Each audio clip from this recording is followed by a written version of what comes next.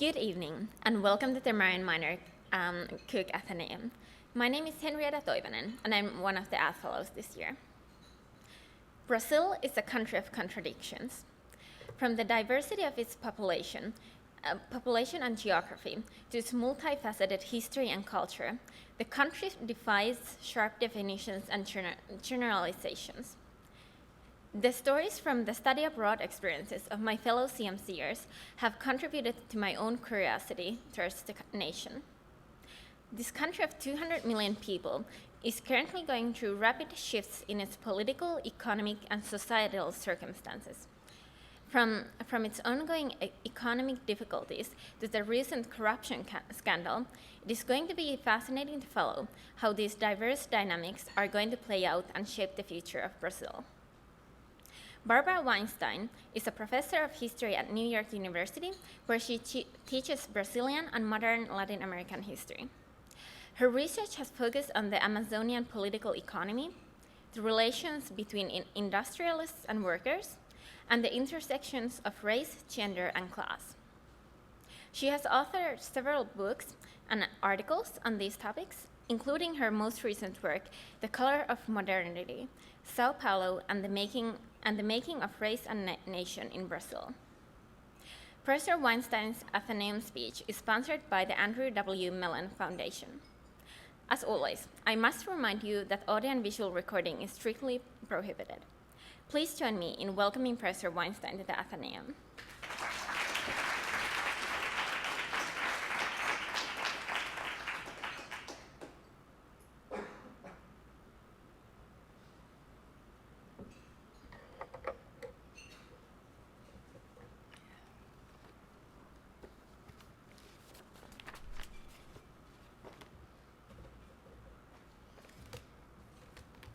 I am actually going to have to switch to a pair of glasses that broke recently, and so they're taped together, but these only allow me to see far away and not close up. And I want to be able to both see my notes and see the audience, so I'm going to switch. Forgive me for the tacky-looking glasses. So let me thank the students. It's especially meaningful to me when I get an invitation to speak that is from any kind of entity that is student-driven. So I especially appreciate that, and I want to thank the staff of the Athenaeum, particularly Priya Junar, and I want to thank Sarah Sarzinski, who I'm sure is crucial in making my visit possible. Okay, so the title of my talk is Rich Nation, Poor Nation, A History of Race, Region, and Inequality in Brazil. We tend to think of inequalities, that is, the unequal distribution of goods and services, either in terms of social class within a particular national context. So our shorthand these days is the 1% versus the 99%, or between nations. So if asked which nation is richer, Germany or Indonesia, US or Mexico, we know the answer is Germany and the US. There are poor people in Germany and the US and rich people in Indonesia and Mexico, but by and large, Germany and the US are richer, both in total income and per capita income. What I want to discuss today is a third way to think about inequality, the uneven distribution of wealth and resources within a nation by region. I am especially interested in those nations where there are dramatic patterns of uneven development, so that one area becomes the rich region associated with modernity and progress, and the other the poor region, mired in poverty and stagnation. And more specifically, in my work, I examine the widespread tendency to view the residents of the richer region as more industrious, more modern, and even whiter, whereas the residents of the poorer region are seen as backward, indolent, and darker. In other words, I argue that in certain circumstances, regional identities get racialized. People start to talk about the differences in the populations as if they are innate or inborn. And these differences are then often used to explain why one region is rich and the other is poor.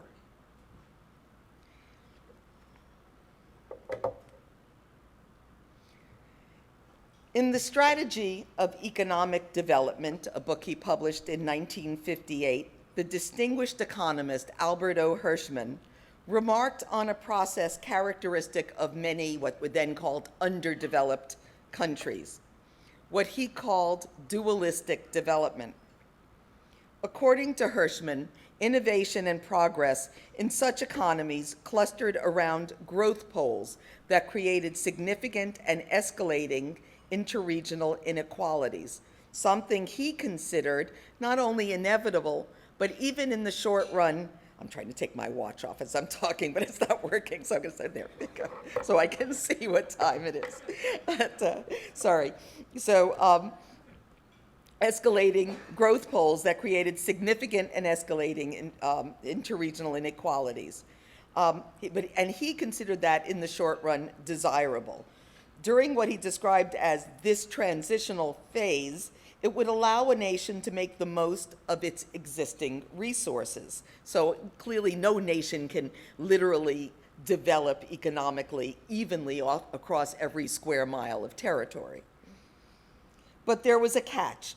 Hirschman acknowledged that dualism brings with it, quote, brings with it many social and psychological stresses, unquote, and expressed concern about, quote, the tendency to magnify the distance that separates one group or region from another, unquote, including the circulation of degrading and racialized stereotypes.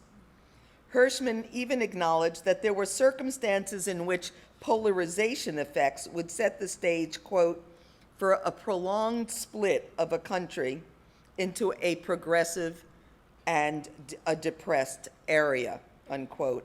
And he noted that these effects were, quote, fairly typical of such backward regions, that's his word, not mine, as Brazil's Nordeste, Colombia's Oriente, and Italy's Mezzogiorno.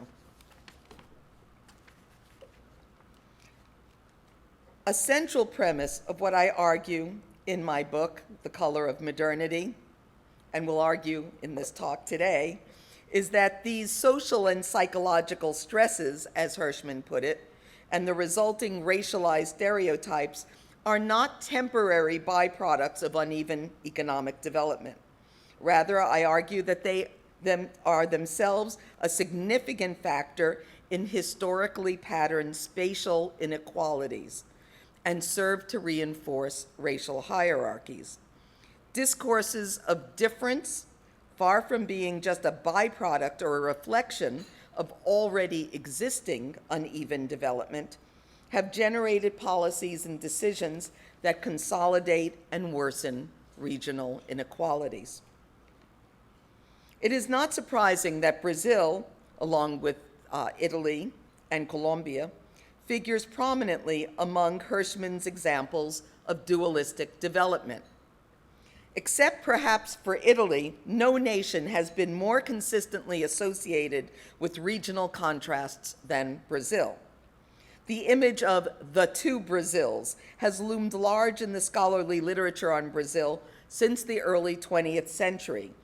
In this literature, the Nordeste, or Northeast, has regularly been designated as the backward or traditional Brazil, whereas the center of progress and modernity since the late 19th century has typically been located in the city and state of São Paulo.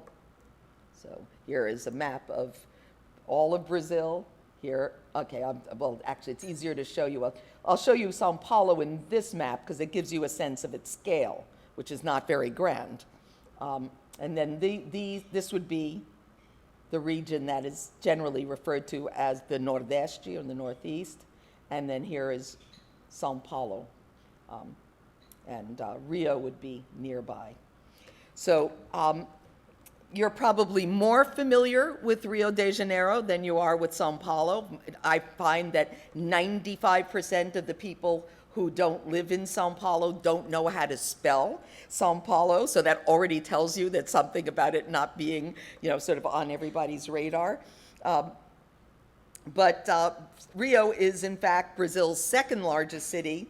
It is its leading cultural center, but economically and politically, for many, many years, São Paulo has really been the crucial center, both São Paulo as a city and as a region. So it's like New York, New York. It's São Paulo, São Paulo. Today, although São Paulo occupies less than 3% of Brazil's territory, it accounts for well over a fifth of the national population. The state of São Paulo has 44 million people. At last count, California had 40 million, so it is more populous than California. And it has approximately a third, it accounts for approximately a third of Brazil's gross domestic product. The total value of goods and services produced by São Paulo in 2014 was nearly 3 times that of the next richest state. If it were a sovereign nation, São Paulo would rank 4th in terms of population after Brazil, Mexico, and Colombia, and 3rd in terms of wealth after Brazil and Mexico among the countries in Latin America. In terms of GDP per capita, if it were an independent nation, it would be Latin America's richest country. And this is just to give you a sense, just to give you a sense of where this is where the city of São Paulo is. You can see it's not on the coast. The big coastal city is Santos, which those of you who are soccer fans will know about because of the great Pelé. So, as one might expect, São Paulo's success story has produced a strong Paulista identity. And the term Paulista just refers to someone from São Paulo. There's also the term Paulistano, from somebody from São Paulo City, but I'm just going to use Paulista in this talk. And it's produced a strong Paulista identity and a durable notion of Paulista exceptionalism that shares many elements of the better-known U.S. exceptionalism. But it has also been inseparable from another historical narrative of a very different sort, the representations of poverty and backwardness in the Nordeste, a region that since the early 20th century has been associated with poverty, violence, and misery. And in this case, I know a great deal about this because of Sarah Sarzinski's extremely important work on this region and the characterization of this region. I would argue that without the contrast provided by this other, so Nordeste is São Paulo's other, the discourses of Paulista exceptionalism would be far less compelling. The patently different life chances for a Brazilian from São Paulo versus a resident of the Northeast has served to naturalize Paulista claims about their region's exceptional capacity for progress and modernity. A large part of what lends it this natural quality is a historical narrative that makes it seem eternal and inevitable. And yet, if we go back to the 19th century and look at São Paulo on the one hand, and the portion of Brazil that becomes known as the Nordeste on the other, we get a very different picture. And there are many things that I think history can do for us, but one of the simplest things to explain to people that history can do for us is when somebody says, well, things are like that because they've always been that way. And one of the jobs of a historian is to say, well, no, actually, until about the 1930s, things weren't that way. They were quite different. And so to shake people out of the sense that sort of certain differences are inevitable and eternal. Until well into the middle of the 19th century, the northeastern provinces of Brazil were more populous, more politically and culturally influential, and in certain ways wealthier than São Paulo. True, the sugar-producing slave plantations were in a state of gradual decline. Slavery was legal in Brazil until 1888. Not yet. But it was still a key area of commerce and agriculture. São Paulo, in contrast, was a backwater, a province where little was happening until the 1850s, when coffee production expanded into its hinterland. This led to the transfer of hundreds of thousands of slaves from other areas of Brazil to the new coffee fields. So São Paulo's elites, or the elites that emerged during this period, owners of big plantations and coffee merchants, far from being exceptional, were getting wealthy in the same way the sugar planters of the Nordeste had prospered.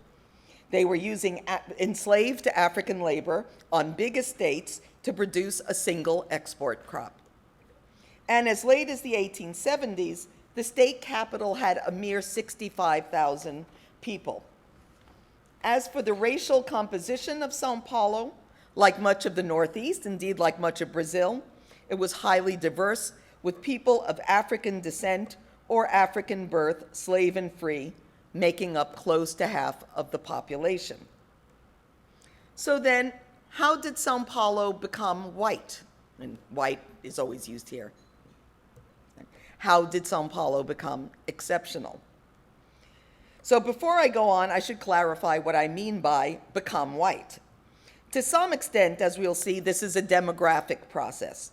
But that's not all it is, since the way we in the US sort people into categories of black and white are not necessarily the way people are racially sorted elsewhere. But more importantly, even in the US, it has not always been self-evident who is white and what whiteness is. Thus, we have Noel Ignatiev's 2008 book, How the Irish Became White, and Matthew Fry Jacobson's classic study of race, Whiteness of a Different Color. Needless to say, the Irish didn't literally become whiter, but came to be seen as white, or perhaps more precisely, not black. Similarly, Jacobson shows how different European immigrant groups, many of them initially of questionable whiteness, insisted that their European origins made them white and that they could attend white schools, eat in white-only restaurants, get access to union jobs, etc. So, returning to the mystery of how the Paulistas became white, this is a question that needs to be addressed in both demographic and ideological terms. Again, as late as the 1870s, nearly half of the population of São Paulo, slave and free, were classified in the census as people of color, and mainly of African descent. In comparison to other regions of Brazil, São Paulo was not particularly white, and yet within a few decades, São Paulo's publicists would begin referring to the whiteness of the Paulista population as if it could go without saying. And I think you can get a sense of the transformation here from the immense increase in the white population, hardly any increase at all in the population categorized as brown, and then a large increase in the black population, but tiny compared to the increase in the white population.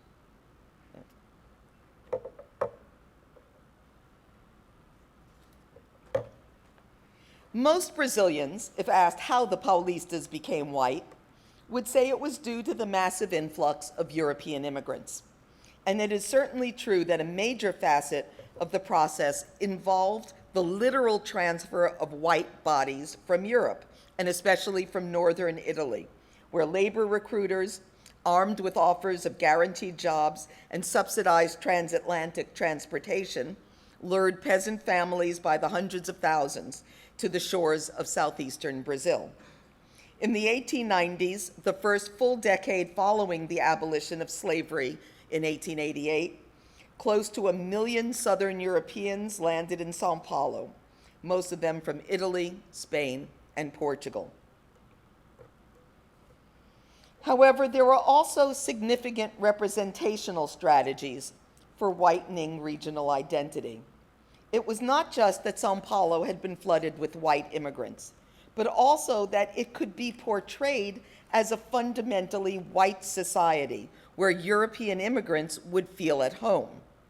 Thus, in a lecture on the changing racial composition of São Paulo, a noted folklorist, Paulista folklorist, assured his audience that the province had been mainly white during the colonial period. He claimed by a ratio of 3-to-1, with no evidence, let me assure you, whatsoever. According to this scholar, people of color temporarily became the majority during the first phase of the coffee boom, but, quote, this soon passed. Mortality and mixture gradually eliminated the African excess, unquote. In this whitening process, the crucial space was the civilization of the plateau, with its temperate, so São Paulo, again, is not on the coast, and it's close to the coast, but it's actually up on a plateau. And so it's, to some extent, isolated in the early years from the coast.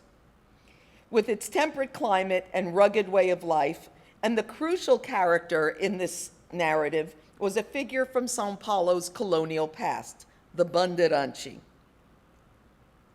Oh, sorry, I should have showed you these. These are just photos of immigrants at a hostel that, and then this is a family of immigrants working on a coffee plantation in the interior of São Paulo. The exploring, prospecting, and slave hunting parties known as bandeiras, a word that just means flags, they would carry a flag to identify them. They carried these banners aloft on their treks from colonial São Paulo into Brazil's vast, largely uncharted interior. They were the distinguishing feature of regional life during the era of Portuguese rule. And many people have compared the bandeirantes to, for example, the pioneer, the sort of myth of the bandeirantes, to the pioneer myth in US history books. At first glance, the bandeirante does not seem a particularly promising candidate for the role of white regional forefather.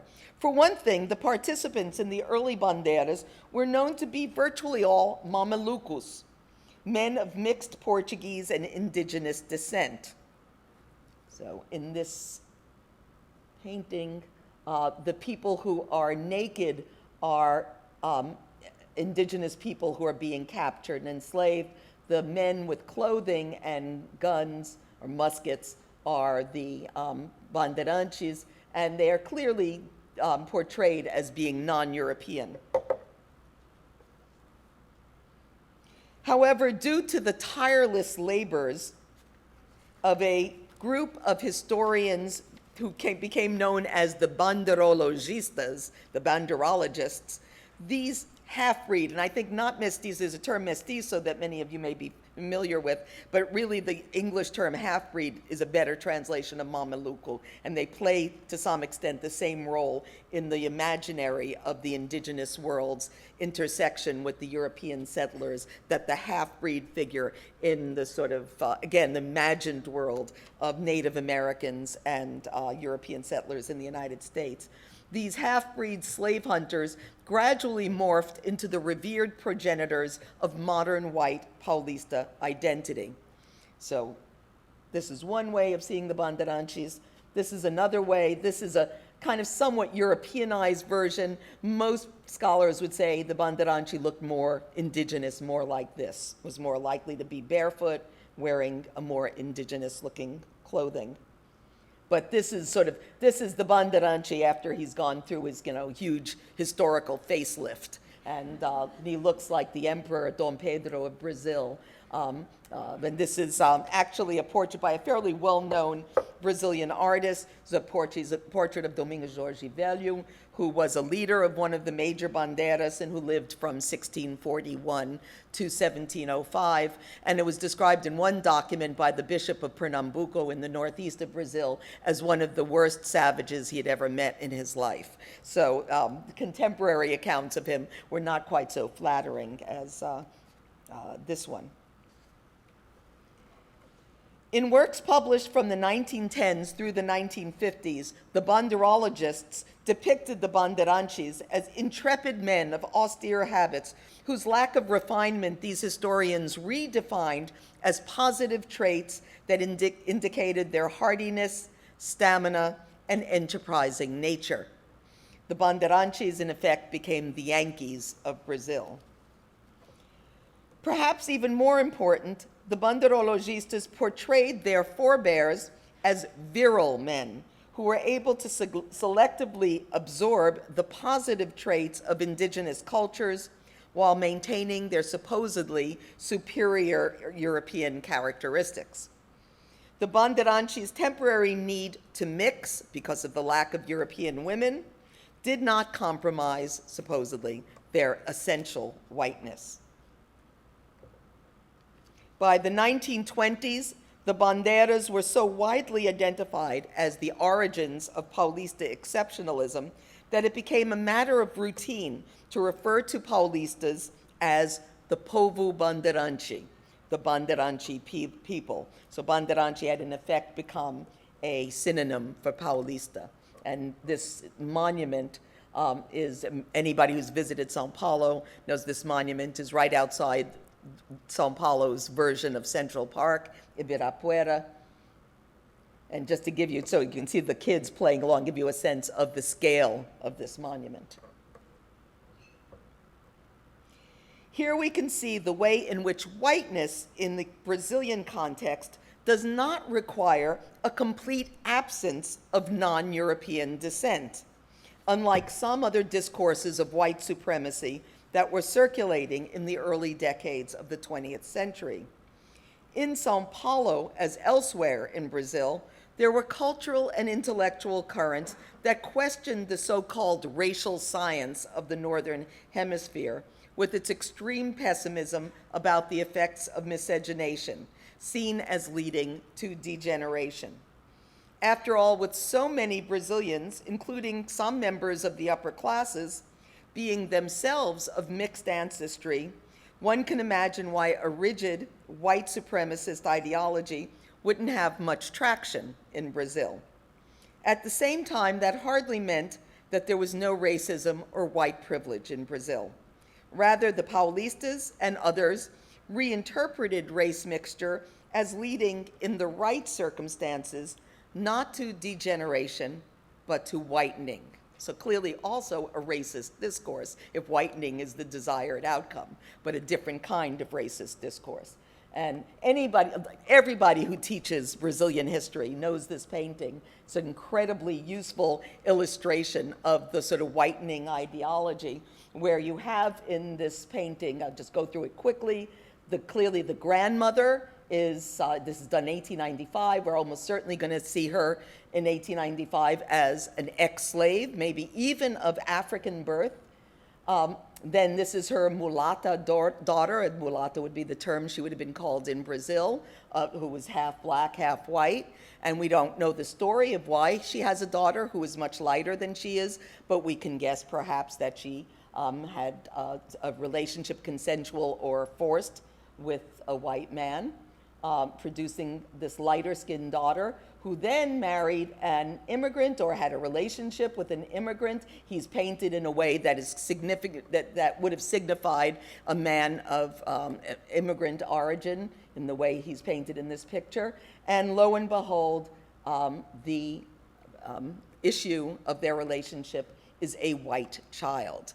So this is clearly the story of whitening, and we can also see that from its title, The Redemption of Ham. Some of you may know that in racist ideology, Ham, the son of Noah, because he gazes upon his father's nakedness, is banished from the family and is considered to be the progenitor of the dark-skinned people. So Ham is redeemed through the birth of the white child. So mixing can lead to not degeneration, but whitening. And I also want to emphasize that decades before Brazil became known as a racial democracy, there was a tendency in Brazil to regard flagrant displays of racial prejudice as somehow un-Brazilian.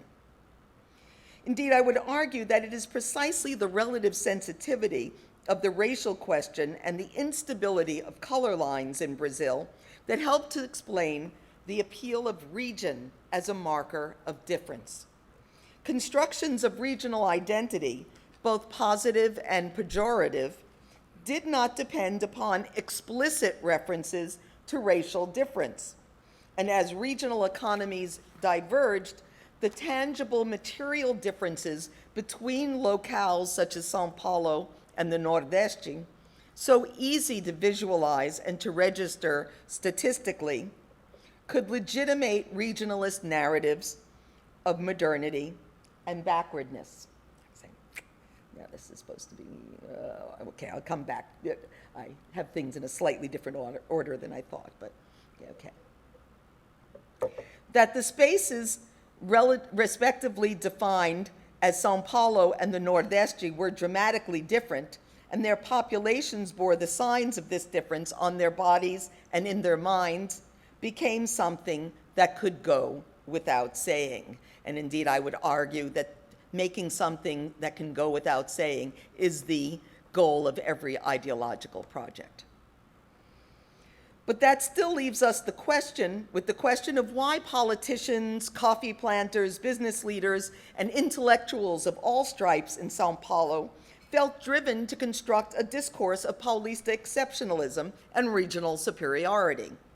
Many historians have explained it as a mere reflection of material changes. Economic processes make São Paulo the nation's leading economic region, its locomotive, and so to explain their region's success, the regional elites invented a myth of Paulista exceptionalism. However, I would argue for a different sequence of events.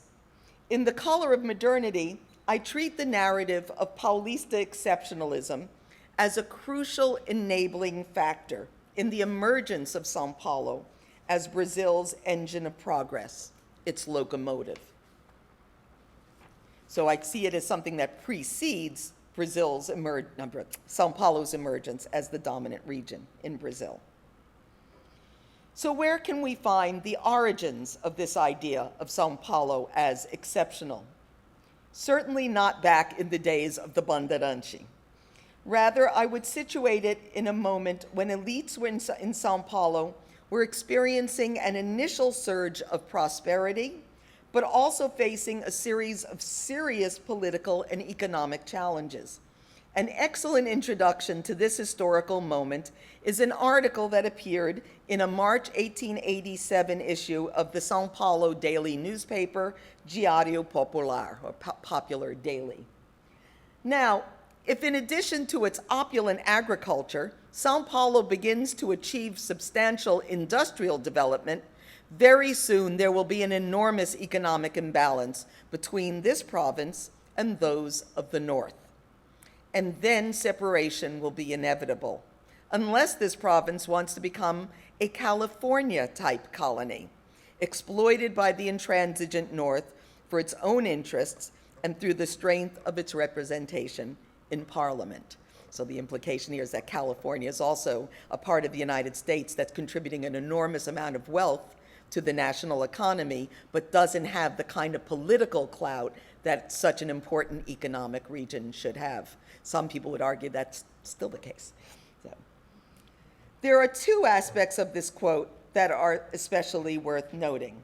One is its assertion of an impending crisis, whose cause would be the increasing imbalance between São Paulo's extraordinary economic standing and its ordinary political status, which might even force São Paulo to secede. So they're starting with the idea that if you're an important economic sector of the nation and contributing to the economy, you should have political power that is equivalent to that economic importance. So, you know, Wyoming would have like half a person in the US Congress or something like that. But so, you know, one of the things, because when I say it, it says, oh yeah, that makes sense. But of course, think about all the states in the US Congress that have a representation that's totally out of whack with what they contribute to the economy. So very few countries actually make that exact equivalence between economic and political power.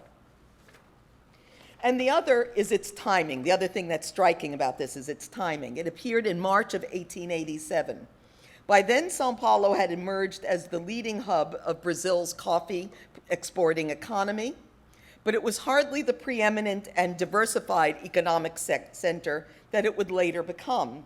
1887 was also a year of unusual turbulence in the province of São Paulo as the last enslaved workers began fleeing the Paulista coffee zones en masse. And the notion of São Paulo as a center of modern industry was, at that point, nothing more than wishful thinking. The region's prosperity at that point still rested largely on the traditional pillars of Brazilian wealth and power, the big plantation and enslaved African labor. So why this apparent discrepancy or disproportion between São Paulo's still arguably modest material achievements and these claims of regional opulence? Why this premature projection of São Paulo as representing something novel, even exceptional, on the Brazilian socioeconomic landscape?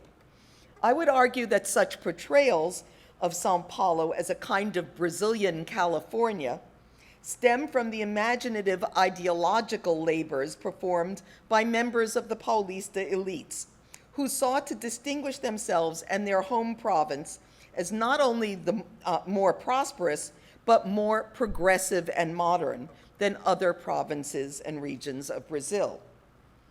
This robust regional identity served as a major element both in the expansion of Paulista political power and in the elite's ability to shape certain economic processes to ensure the ongoing prosperity of the regional economy. One way to understand the apparently premature claims of regional greatness is the very timing of São Paulo's emergence as a leading zone of coffee production. São Paulo's coffee boom took off in the 1870s, but by that point, Brazil was already in the process of gradually abolishing slavery. The planters did everything they could to slow that process down, but they knew slavery's end was not infinitely postponable. They needed to identify measures and strategies that would allow their fortunes to thrive even after abolition. With coffee prices booming and Western São Paulo offering seemingly endless stretches of rich purple soil for its production, the Paulista elites had a palpable incentive to think beyond their immediate circumstances. We also need to consider the political conjuncture in which the Paulistas found themselves and how the constraints and opportunities of that conjuncture shaped the regional identity that emerged in these decades. A key grievance of the Paulistas was that northern elites continued to be highly influential in the political system, even as the North's economy stagnated, whereas São Paulo's escalating economic output wasn't translating into greater political power. Not surprisingly, São Paulo became a stronghold of republicanism and anti-monarchical sentiment. And some of you may know that Brazil was alone among the major Latin American nations after independence for the first 67 years after independence. It had a monarchy. It was called the Empire of Brazil, but it was independent. So it becomes a center of republicanism and anti-monarchical sentiment, and Paulistas increasingly favored a federalist approach that would give their province more autonomy, or what in the United States would be called states' rights. This vision of São Paulo as a region that was entitled to more power and autonomy encouraged a celebration of regional character and a conflation of regional and national greatness. What we might say is, what is good for São Paulo is good for Brazil. In practical terms, a political reform that decentralized not only politics and government, but also fiscal resources, had the advantage of allowing the provincial government to retain a larger share of revenue generated by the coffee boom, mainly export taxes, and to dispose of those funds in a way that would suit the interests of the planter elite. So at this point in time, export taxes on coffee exports probably the single biggest source of revenue in Brazil, and with the decentralization of the fiscal system, São Paulo was able to keep all of its own export taxes rather than distribute it to the rest of the nation or to the federal government. Hence, these regionalist discourses were not only reactive but productive. They not only indicated changing circumstances, but enabled those transformations to occur. They not only reflected the political conjuncture, but shaped it as well. Regionalist writings fostered a discourse of Paulista exceptionalism that unified an emerging regional elite and bolstered demands for increased provincial autonomy. This, in turn, facilitated two crucial state initiatives. One consisted of massive provincial subsidies for European immigration once the abolition of slavery appeared imminent and unavoidable. And here I think it's always important to emphasize that instead of, for example, creating schools or forms of employment for the former slaves, they're using, the elites are using the money to bring in immigrants to work as cheap labor on their own estates.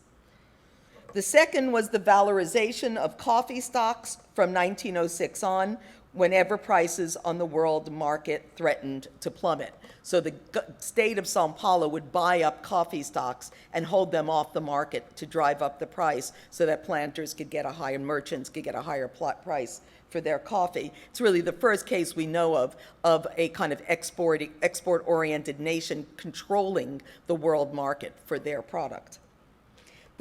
The first allowed São Paulo's coffee economy to weather the transition from slave to wage labor with little pain or an increase in production costs, while also expanding the urban working population and consumer markets.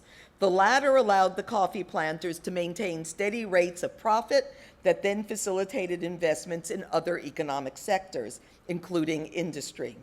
Regionalist discourses not only offered Paulistas a language with which to understand and explain the rapid changes occurring in their midst, but also helped to shape and form the direction those changes would take. By the 1920s, some of the economic predictions in the newspaper article I quoted seemed to be on the verge of realization. The state capital was now incontestably Brazil's leading manufacturing center, and the Paulista West was by far the nation's most productive agricultural zone. Both the urban and rural populations of São Paulo were growing by leaps and bounds, and the population of São Paulo City, though still about half of that of Rio de Janeiro, was rapidly gaining on the federal capital and would pass it in the early 1950s. Today it has a population, Grande São Paulo, Greater São Paulo has a population of over 20 million people. The many books published in the 1910s and 20s hyping São Paulo's splendors and accomplishments proudly displayed tables, graphs, and charts exhibiting how much more of everything São Paulo produced than the rest of Brazil, and especially how much more São Paulo contributed to the federal treasury. So this is a table about exports, value of exports. You can see not only is São Paulo the leader in terms of the value of exports, it is more than 4 times the amount exported by the next biggest exporting state. They change from provinces to state. And you can see here the small northeastern state of Sergipe. It's a tiny, tiny fraction of what São Paulo was exporting. And you look at this and you think, well, these are just numbers, these are facts, these are statistics. But it's unimaginable that somebody looking at this table, and of course the Paulistas were very eager to circulate these tables, would not look at it and say, how ridiculous to think of São Paulo and Sergipe as the same sort of political unit.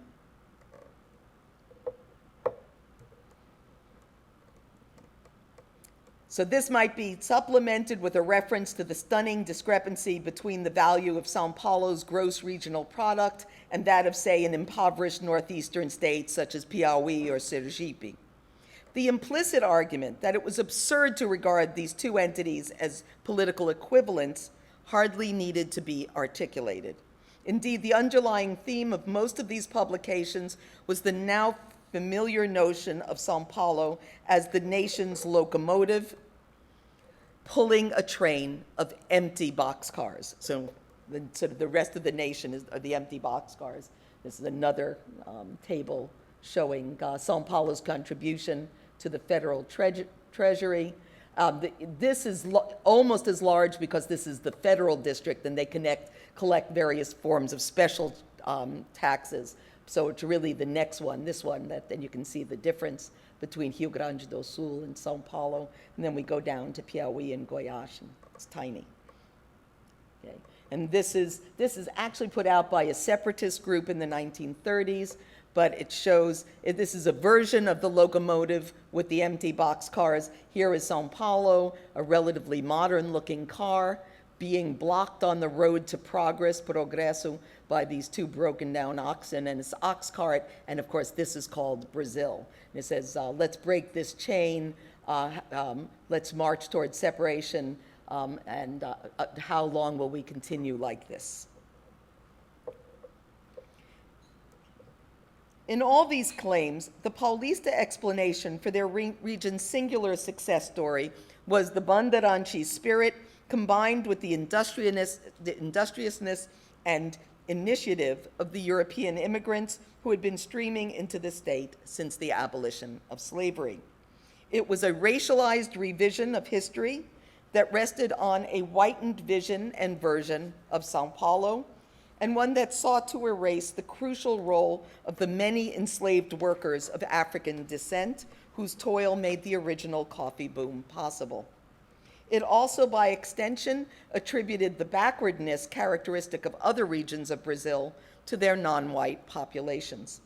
And it wasn't only the Paulistas who made these associations between the prosperity of a particular place and the composition of the population.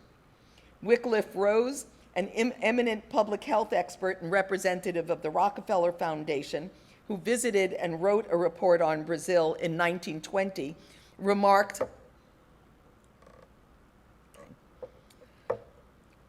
that, quote, the northern boundary of the state of São Paulo divides Brazil into two sections presenting contrasts with respect to populations as sharp as those between Mexico and the United States. And it notes that he talks about populations, not economies or geographies. In his official report on his visit to Brazil to evaluate the conditions for sanitationist campaigns, so he's a public health official, he began by disparaging a population by and large composed of, quote, incompetent Negroes, parasitic whites of Portuguese origin, and a great percentage of their hybrid descendants, unquote. But he abruptly changed his tune as he shifted his geographical compass southward. Quote, South Brazil, beginning with the state of São Paulo, was settled by adventurous, self-reliant Portuguese, or a different kind of Portuguese, who from the beginning crossed with the native Indians, developed a sturdy Brazilian stock, and I'll sort of abbreviate this, who proceeded at an earlier date to explore and conquer the interior. This population has been reinforced through a tide of immigration from Europe, which continues to bring these southern states hardy types of colonists, Italians, Germans, Austrians, and Poles. Japanese also are now coming in considerable numbers. These immigrants take root in the soil and tend in the second generation to become a sturdy, white Brazilian stock. It is remarkable to see how completely this representative of the Rockefeller Foundation had absorbed the Paulista vision of their society as one in which mixture would lead to whitening and whitening to progress. It should hardly come as a surprise that the growing inequalities between São Paulo and the rest of Brazil, which São Paulo trumpeted to justify its political dominance and sociocultural superiority, became a growing source of anger and discontent elsewhere in Brazil. Although a full explanation of the revolution of 1930, which brought Getúlio Vargas to power for the next 15 years, is impossible given the limits of time and human patience, certainly one of the factors contributing to Vargas's seizure of power was the broad-based opposition to São Paulo's increasing monopolization of wealth and political power. One of Vargas's first acts as provisional president was to appoint a provisional governor of São Paulo who was not only not from São Paulo, but was a military officer from the Northeast. This provoked immediate outrage from Paulista politicians and journalists, and the tension between São Paulo and the federal government simmered until mid-1932, when it boiled over into open revolt, a 3-month civil war between São Paulo and the rest of Brazil, which ended in the Paulistas' defeat. So this is this is not what brought Getúlio Vargas to power, but a response to, to Vargas. In the book, I discuss this uprising in great detail, but here, again, due to lack of time, I will highlight just one feature of the War of São Paulo, as it's sometimes called: the near silence on the question of democracy on the part of the Paulistas. One might expect a regional movement that claimed liberal constitutionalism as its defining ideology, and that was rallying its population against an authoritarian regime, to make extensive use of the term democracy, a word that we generally regard as the opposite of dictatorship. And yet there were remarkably few references to the need for democracy or democratization in the writings and speeches of the Paulista movement. There were innumerable references to the need for a constitution, for the restoration of order and the rule of law, but for the most part, the Paulistas were silent on the matter of democracy. A constitutionalist leaflet that circulated in Rio during the early days of the uprising claimed that Paulista troops would soon be marching into the federal capital, quote, to reestablish the rule of law, the rule of respect, the regime of order, and hierarchy in Brazil. But there was no mention of restoration of democracy. On the rare occasions when the issue of democracy did appear, it was likely to be called into question. Thus wrote one pro-Paulista journalist, quote, "The difference in their evolutionary rhythms unavoidably establishes a hierarchy among the Brazilian states. Democracy proclaims civil equality for all citizens and tends to concede them political equality, but it is incapable of creating natural equality," unquote. Or this similarly pessimistic remark recorded by a Paulista politician in early 1932 on Brazil's potential for democratic rule. Quote, "We are an immense democracy of illiterates. Democracy under such conditions inevitably takes on the character of a dictatorship." And this poster is from the uprising. It's obviously Paulista poster. This figure is, of course, a bandeirante clutching Getúlio Vargas in his meaty fist.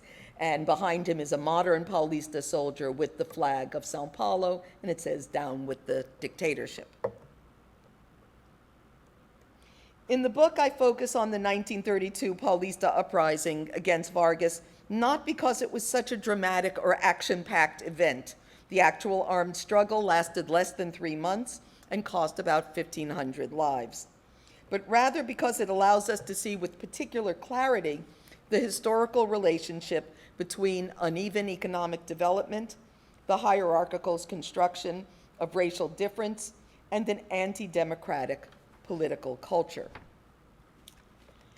Well, because I think I need to wrap this up, I want to just very quickly summarize the sort of last part of the paper, which actually takes us into the period after 1945. And I want to just make a couple of quick points and then show you some slides. So one point is that São Paulo, despite losing this war, it's kind of they lost the battle, but they won the war because they've already established themselves as Brazil's leading growth pole. And one of the things Vargas wants to do is further industrialize Brazil. And so Vargas very quickly comes to terms with the Paulistas, and they emerge from his dictatorship not only still the leading economic center in Brazil, but in fact São Paulo is even more dominant as an economic center in Brazil after the Vargas dictatorship, after 1945.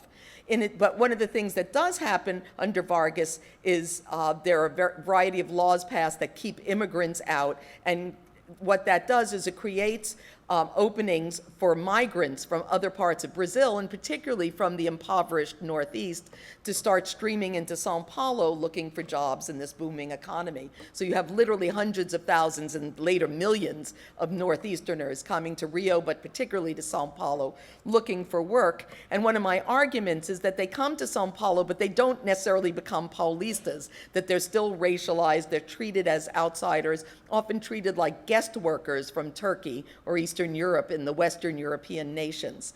And this kind of, and sort of historians have written about, particularly Brazilian historians, this book is actually about to be translated into English, about Northeasterners and the kind of trials of Northeasterners who moved to São Paulo, who both have a better economic life in certain ways, but are subjected to various forms of discrimination because of their Northeastern origins. And they're often referred to, even though they come from all over the Northeast, as Baianos. And most people you would talk to would say one of the reasons for that is Bahia is the blackest state in Brazil, the most African state in Brazil, and that this was a way of sort of associating the Northeasterners with non-whiteness, not being white, regardless of what they looked like. So, and I think it's very important to emphasize that whiteness here isn't just about how someone appears. On the other hand, the Northeasterners who come to São Paulo really remake Brazilian politics over time. They are not guest workers in the sense that they are Brazilian citizens, and if they are, and up until 1988, if they were literate, they could vote. Although during the military regime, voting was limited, and after '88, they could vote whether or not they were literate, and they were very crucial in their alliance with certain groups within São Paulo to the creation of the Workers' Party. And Lula, probably the most famous Brazilian historian, politician, most famous Brazilian politician of the last, since Getúlio Vargas, of the last 70 years, would be a kind of perfect example of somebody who starts out as, this is from a film that's about Lula's life, and this is his family, impoverished family coming from the Northeast to São Paulo, where Lula becomes a factory worker and eventually a union leader, and then a political leader, and eventually president of Brazil. At the same time, I want to point out that politics have become regionalized in Brazil. So this is actually from the 2010 election that brought Dilma, the first election that brought Dilma, the current and much beleaguered president of Brazil, to power. And you can see the way in which the states where the Workers' Party got a majority are almost all from Rio and Minas up, and the western and southern states solidly give a majority to the somewhat more conservative PSDB, the Social Democratic Party. And this division, I think, has become even more pronounced, so that we can see a kind of regionalization of politics and an increasing association of the Workers' Party with support from the Northeast. So there was even a case of a young woman in São Paulo who sent out a tweet after this election saying, "Do São Paulo a favor and strangle a Northeasterner to death." And that caused a big uproar. And she was, of course, an extreme case, but I suspect many people in São Paulo and in the south of Brazil feel that it's somehow illegitimate for Northeasterners to be playing such a big role in Brazilian politics. And they also have expressed a great deal of dissatisfaction with a program called the Bolsa Família, which has lifted a lot of extremely impoverished Brazilians out of extreme poverty to less extreme poverty. And these are sort of quotes about sort of that, the Paulistas shouldn't have to support those bums in the Northeast who don't work and just collect. And it's sort of like the anti-welfare discourse that circulated in the United States for many years.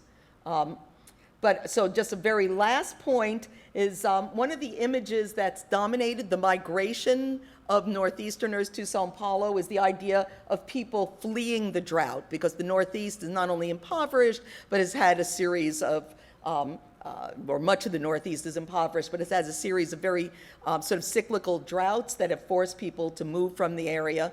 Now, of course, droughts only force you to move from the area if the government isn't doing anything. You know, I don't see anybody in this room migrating to, you know, some other part of the United States, migrating to North Dakota because there's no drought there.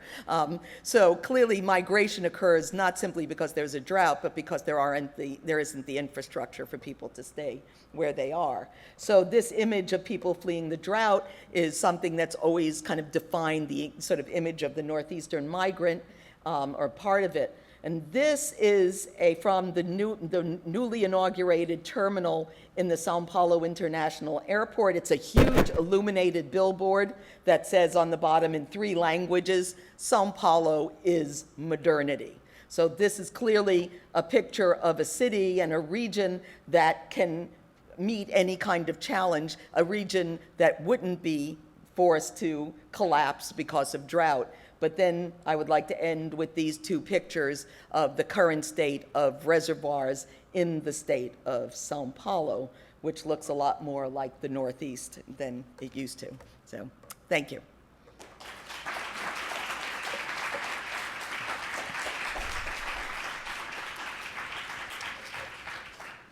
We now have time for questions, so if you have one, please raise your hand and Christine or I will come to you with the mic.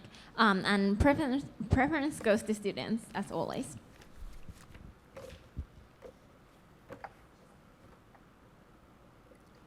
Thank you for your talk and for joining us tonight. So today we see nations that are discussing whether or not they should split into 2, such as the Basque Nation in Spain. And much of the reasoning as to why they don't split is due to the lack of economic independence. I'm sorry, could you say that? Could you say that again? I didn't hear that. You see, in the case of Spain, what in Spain? In the Basque country, for okay, example, the Basque in country, Spain. okay. And other similar debates that don't separate from their main country due to the lack of economic independence.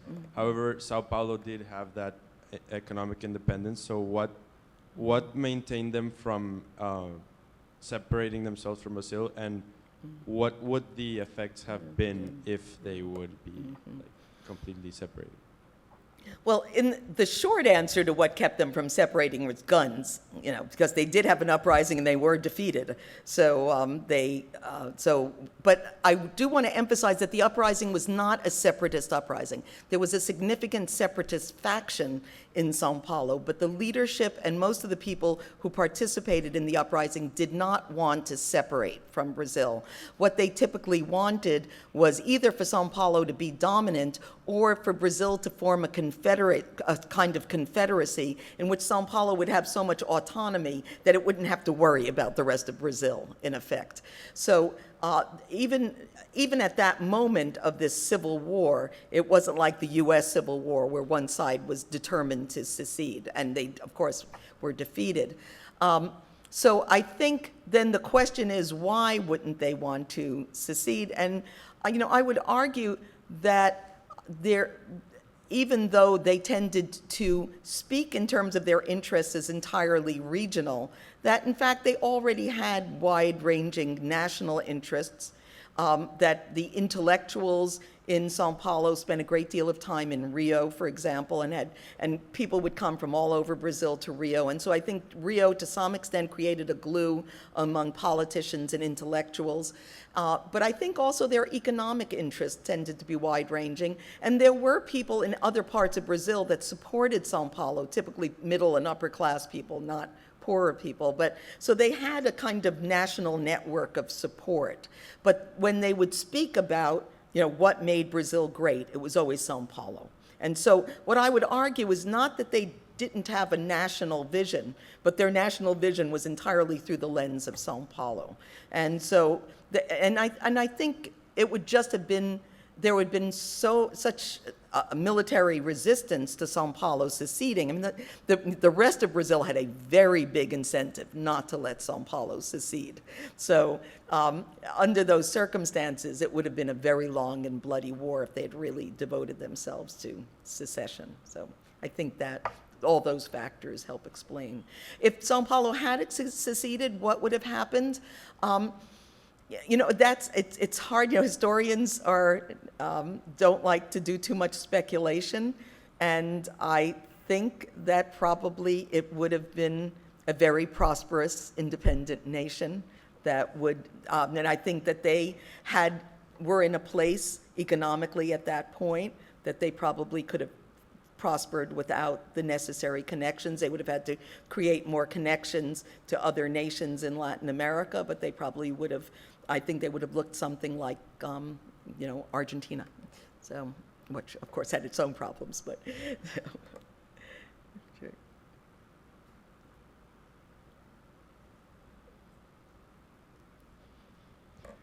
Thank you for coming tonight. I was just wondering, how would you say that these regional identities have been shifting in maybe the past couple of decades, and do residents of São Paulo still really align themselves with that same Paulista bandeirante kind of identity?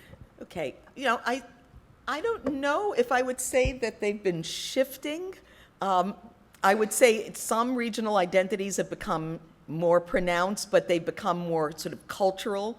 So in the far south of Brazil, in Rio Grande do Sul, Gaúcho identity, which was always an important identity. So Gaúcho just means gaucho, like the Argentine gaucho, but it's in Portuguese, Gaúcho. That identity, I mean, it's now sort of a very big cultural identity, and so people like to dress as gauchos, and they have these dances and have these barbecues and so on. So I think there's a certain kind of culturalization of regional identity, which, let me say, never happens in São Paulo. One of the things that's always interesting to me is that there's no Paulista costume. There's no Paulista music. There's barely any Paulista food because it's all, you know, it's kind of such a blend. It's sort of like New York there's no such thing as New York food. It's sort of everything.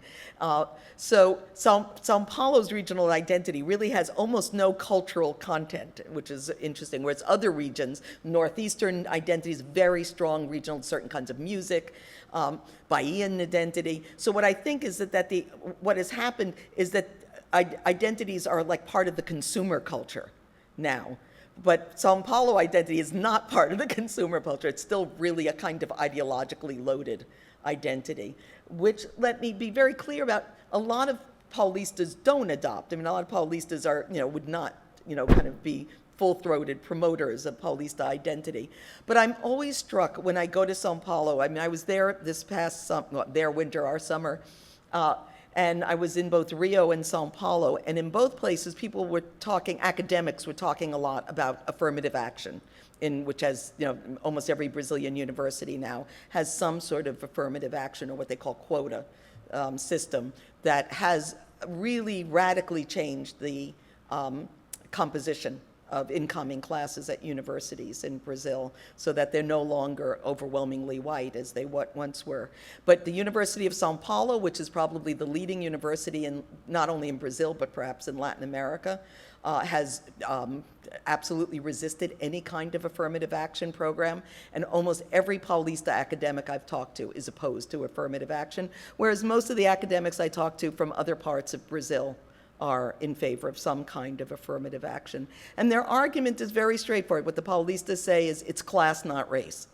So they still have that position that so these are generally people who would identify, if you said, where are you on the political spectrum, they'd say, I'm on the left. But they would say the issue is not race, it's class in Brazil. And other people who also position themselves on the left in other parts of Brazil would say, well, no, really, it's race.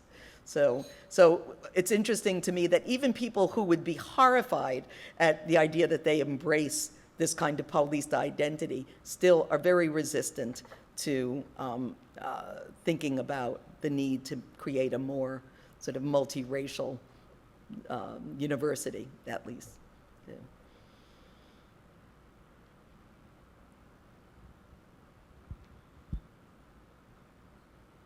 Coming tonight. You mentioned also that the support for the PT, the party, is largely in the northeast and in the north, while the opposition is largely more in the south and in the west of the country. Now with sort of the protests against Dilma, which seem to be very large and very popular throughout the country, is there still this sort of regional elements to those? Yeah. Or has like distaste of her been able to overcome that? Because there are some pretty substantial scandals there. And do you see that sort of regionalization of politics continuing in Brazil, and how strongly is that related to like specifically Paulista lines as opposed to like other economic lines more generally? Okay. These are all really good questions, by the way. Let me say that. First of all, I should be clear that when I talk about the split, the electoral split in the country, obviously many people in São Paulo in the southern states are voting for the PT. So I'm only talking about the majority, which party gets the majority in the second round of voting where there's just the two parties. So, and since Brazil doesn't have an electoral college, since Brazil has an actual electoral democracy as opposed to us, because if you think about the immense, inequalities implied in the electoral college. So just think about if there was an electoral college in Brazil and the majority of the votes in São Paulo went, determined all São Paulo's votes, São Paulo with 44 million people, so that whoever won São Paulo would win the election, in effect. But since they don't have an electoral college, since they have direct popular vote, you can have many people voting for the PT for the Workers' Party in São Paulo, and their votes count.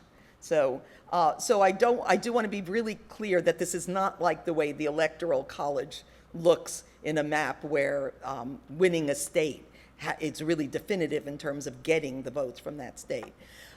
So having said that, I would say that not only has this split continued even in the face of Dilma's, plummeting in the polls. I mean, I think her approval rate is under 3%, whereas when Lula left office, it was over 80%. I mean, it's really one of the most incredible, sort of plummets of any political party in history, nosedives.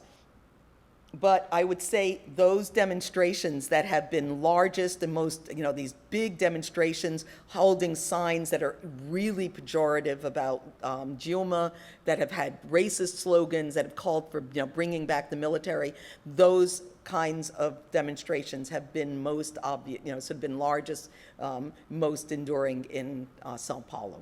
Rather than that, I've seen some similar signs at demonstrations in Fortaleza in the Northeast. So it's not unknown in the Northeast, but I think the enormous anger at Dilma is strongest in São Paulo and South. But in all of these situations, I would say that things kind of intersect. So I think there are economic alliances. So again, there are groups in Fortaleza in the Northeast who are carrying signs that are very much like the signs being carried in São Paulo in the South, but that there's also a certain regional center of gravity for these tendencies. So the two combine, really. That is all the time we have for questions tonight. So please join me in thanking our speaker for tonight. Okay, thank you.